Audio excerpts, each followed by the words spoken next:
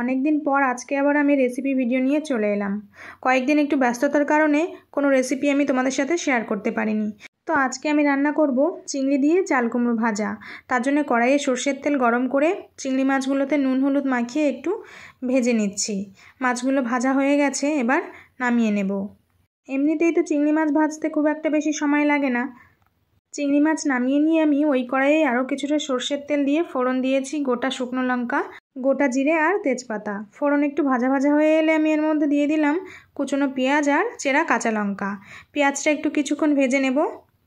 পেঁয়াজ আর লঙ্কা এরকম ভাজা ভাজা হয়ে এলে এর মধ্যে আমি দিয়ে দিচ্ছি একটা বাটা মশলা, যার মধ্যে রয়েছে একটু আদা জিরে আর কাঁচা লঙ্কা। এবার স্বাদ মতো লবণ আর পরিমাণ মতো হলুদ দিয়ে মশলাটা ভালো করে কষিয়ে নিতে হবে, মশলা থেকে এরকম তেল ছেড়ে আসা পর্যন্ত। এবার এর মধ্যে আগে থেকে ভেজে রাখা চিংড়ি মাছগুলো দিয়ে দিয়েছি। আরও কিছুক্ষণ নাড়াচাড়া করে একটু মিশিয়ে নেব। তারপরে এর মধ্যে দিয়ে দেব কেটে রাখা চাল কুমড়ো। আমি এরকম সরু সরু করে কেটে নিয়েছি, তোমরা তোমাদের পছন্দ মতো কেটে নিতে পারো। এবার নেড়েচেড়ে সবগুলো একটু ভালো করে মিশিয়ে নিতে হবে। মিশিয়ে নেওয়ার পর এটা ঢাকা দিয়ে কিছুক্ষণ রান্না করে নেব। এর মধ্যে কিন্তু এক্সট্রা কোনো জল অ্যাড করব না, কারণ এটা থেকেই তো অনেকটা পরিমাণ জল বের হবে। ঢাকা দিয়ে রান্না করে নেওয়ার পর দেখো কতটা পরিমাণ জল বেরিয়েছে। এবার এটা নেড়েচেড়ে একদম এরকম শুকনো শুকনো মানে ভাজা ভাজা করে নামিয়ে নেব।